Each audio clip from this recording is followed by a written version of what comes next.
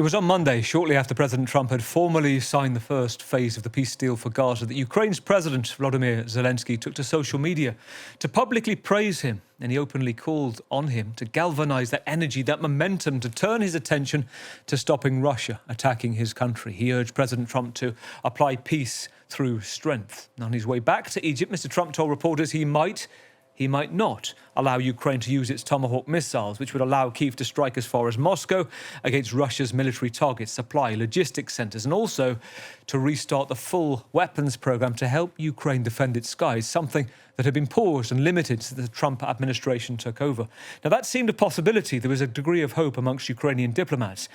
That changed 24 hours ago when news emerged of President Trump having a 2-hour conversation by phone with President Putin, both sides saying it was a positive meeting and that they would meet in person within 2 weeks, taking place in Hungary. That may have changed the dynamic again and sets the scene for the meeting between the US and Ukraine leader in the Oval Office in the next hour. That's already has history, that's already made history after the row in February. Let's go to Washington. Let's bring in Fraser Jackson, our correspondent at the White House. Great to see you tonight, Fraser. Another night at the White House. You and I were here talking. You were outside the Oval Office when it all went wrong for Mr. Zelensky back in February. Talk us through what's been happening since Mr. Zelensky arrived and what the timings are. I think that definitely is the worst case scenario, and the Ukrainians will definitely be looking to avoid that kind of scenario again. They've been working a lot on the relationship with the US, and they are in a much better position now. Zelensky arrived yesterday and has spent the day talking to various members of the cabinet, including the energy secretary. He's also been talking to heads of big US defense companies like Raytheon, who produce the kind of missiles that the Ukrainians have been using on the battlefield, and that they with the help of their allies, have been buying from the US and were given by the US under previous administrations. So Zelensky is coming to the White House today at around 1 p.m. local time, around 7 p.m. in Paris. But this is so far looking like a different meeting to what we've seen before. Before, we had the press pool assembled in the Oval Office for that now infamous meeting that went down in February, but also one time since then, there has been a meeting in the Oval Office where the press have got to ask questions to the two men. That at the moment will not be happening. Currently, the arrival is open press, which will be happening just behind me, but typically no questions get answered there. And then the two men will be going straight into a working luncheon, which will be taking place in the cabinet room. Now, we do expect things to change very last minute here at the White House. That happens very often, that things change on a dime here. So there is a chance that this could open to the press, and we will get to ask some questions to the men. But as things stand at the moment, this is going to be a closed meeting between Zelensky and Trump inside the cabinet room. Fraser, that is fascinating, because you wonder whether there's an official reason given to it, what the suggestions are as to the reason to it, because to apply the analysis of once bitten, twice shy, that the optics perhaps haven't aged well for the White House 8 months on. Well, of course, since that first meeting, they have had the second meeting in the Oval Office, where Zelensky kind of had his redemption arc inside the Oval in front of the world's press. So it's unclear whether that is what's impacted things or whether it was a Ukrainian ask that this be closed to the press. Now, of course, Zelensky is masterful of using the press to his advantage, much like Donald Trump is. The two men very much understand the value of press and talking to the press and putting things out in public to kind of become a self-fulfilling prophecy. I will say one of the only times that we've really heard of a delegation asking for the meeting with Trump to be closed was when the King of Jordan arrived here. He wanted exactly what Zelensky's having, a closed working lunch in the cabinet room, and it was the White House who then got him to change tack and go forward with the sit down by the Oval Office fire. So whether, again, the White House has requested this or whether the Ukrainians have requested it is currently unclear. But at the moment, the situation very much that this will be closed to the press unless, of course, one party or both decide to change that. Stay with us, Fraser. Let's bring Kira Rudik into the conversation. Kira's in Kyiv, the leader of the liberal Golos party, or Voice, one of the most prominent figures in Ukrainian politics. Welcome to France 24, Kira. Great to have you back with us. And if I remember rightly, it was the three of us back then, back in February, and again for that second meeting in the White House between Mr. Zelensky and Mr. Trump, the two presidents. Give me your reading going into this, knowing what happened 24 hours ago with that 2-hour conversation between Trump and Putin, what you're hoping, what you're expecting from the next few hours.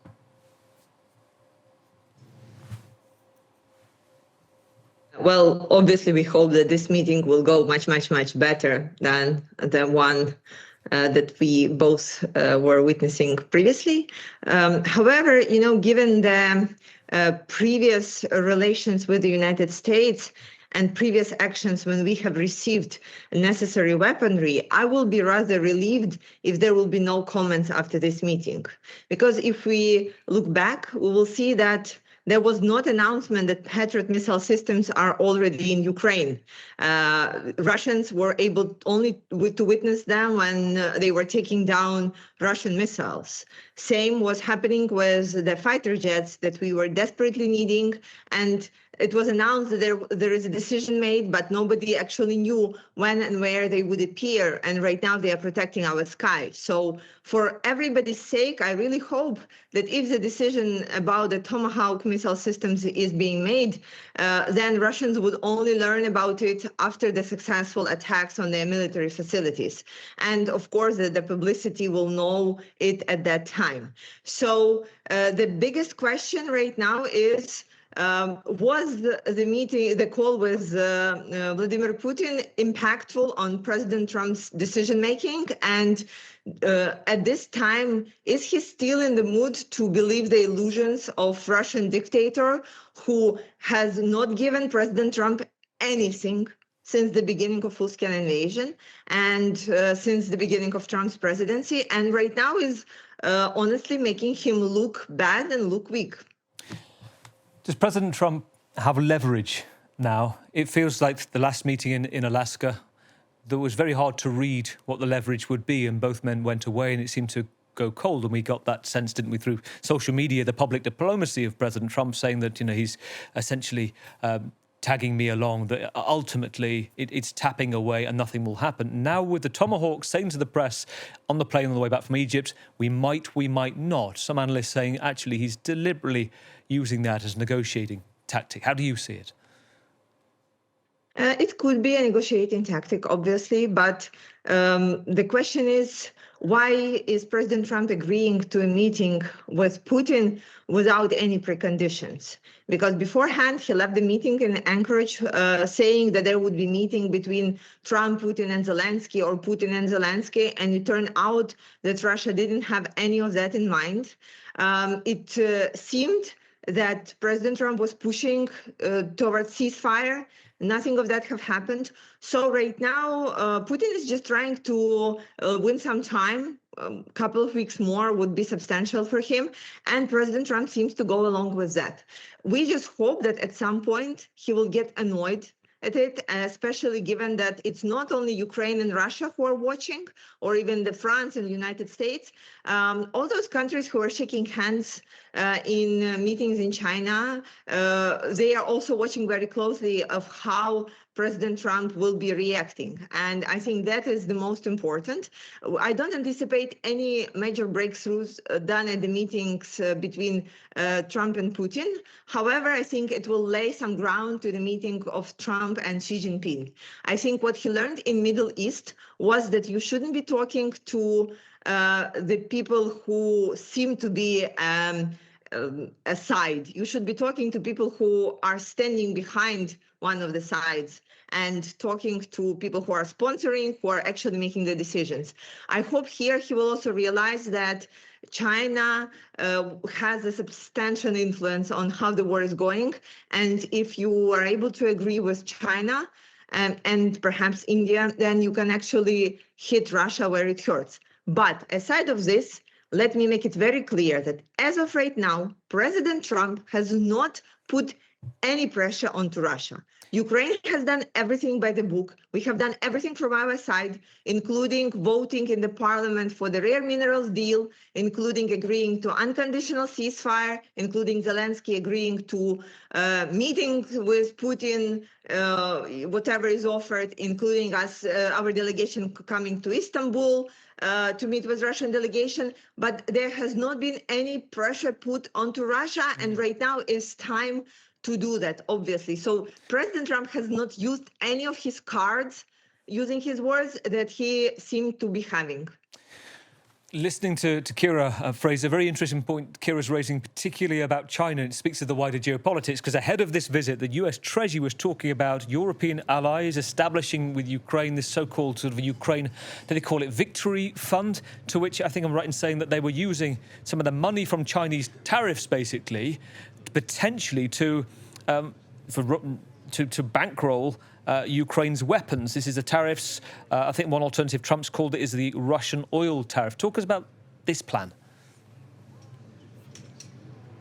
A significant part of that as well is to use frozen Russian assets as well to kind of take that money and kind of turn it against Russia. But the idea here really, as we heard, is that the two kind of countries really that are propping up Russia's war effort are the two countries that are still buying the majority of the thing that is funding its war effort, its oil and gas industry.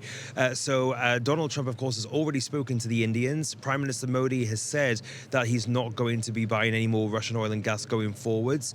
So Donald Trump, in the wake of that announcement, said that he would then need to start talking to the Chinese. And it is really that which could change the tide of the war if Donald Trump wanted to do it in a more kind of roundabout way, as opposed to through a direct negotiation ceasefire sit down between the two parties.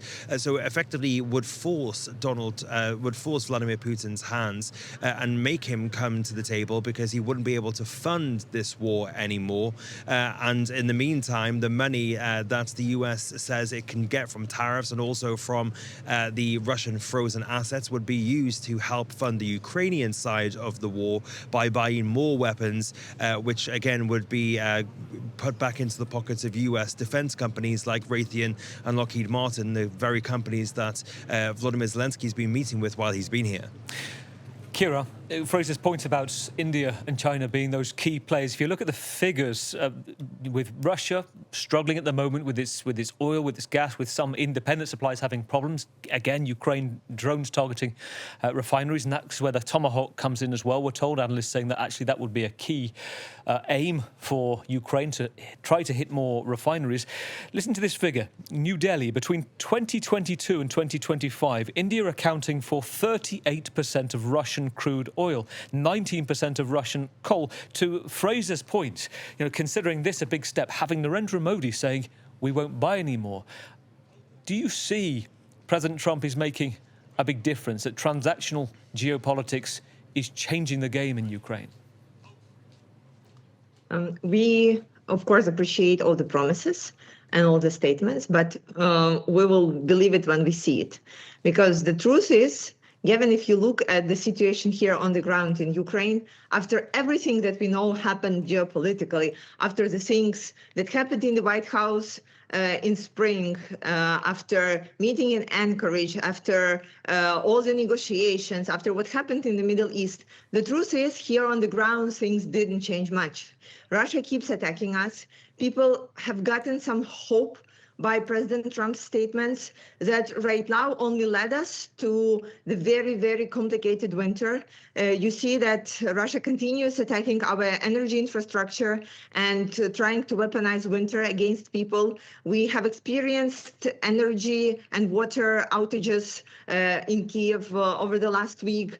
So it's very important that the significant statements are made, but the main question is, would we survive until it will take action? And important question for Europe as well, would Europe survive until that will take action? Because I think we need to be talking and discussing openly about the recent drone attacks on Poland and Romania, about violating airspace, about different kinds of unnamed drones that appear here and there on the strategic areas of Europe.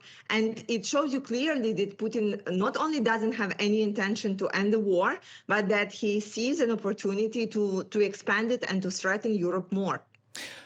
a quick thought. I mean, you mentioned very interesting points. First of all, Denis Shmyhal, the defence minister in Ukraine, saying that in terms of hard cash from Europe, from Ukraine, it's going to be another $120 billion to fund its defence against Russia for the course of the next year into 2026. Now, in 2 weeks' time, within 2 weeks, in Hungary, Viktor Orban is going to play a significant part in mediating, essentially, or being there between President Putin, President Trump, as the two men meet. Remember, there is there is an ICC warrant for the arrest of President Putin. Hungary has signed up to it. Hungary has opted out of it, but that doesn't kick in until next year. So there will be grounds for the arrest, which Viktor Orban said won't be carried out. What do you make of him, Mr. Orban, as an independent guarantor of a potential peace deal? Well, to be an independent guarantor, you need to have very strong political position. I do not see that Mr. Orban does have it, especially in lieu of the next elections. And my question about this meeting, which we honestly don't actually know that would happen, there is no guarantee to that, is we know, like when you look at the map, you see where the Moscow is and you see where Hungary is. So I just wonder which European countries will open their airspace for Putin to get to Hungary and how it's going to be done.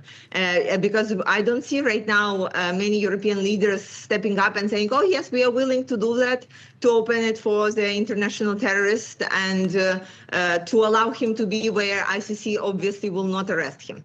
So I think right now it just seems as a plan to drag the negotiations and win some time for Putin to find a way to fool President Trump even more. So let's see closer to the situation if that's going to happen. But I think everybody is very cautious and understands that Viktor Orban cannot be a guarantor of anything.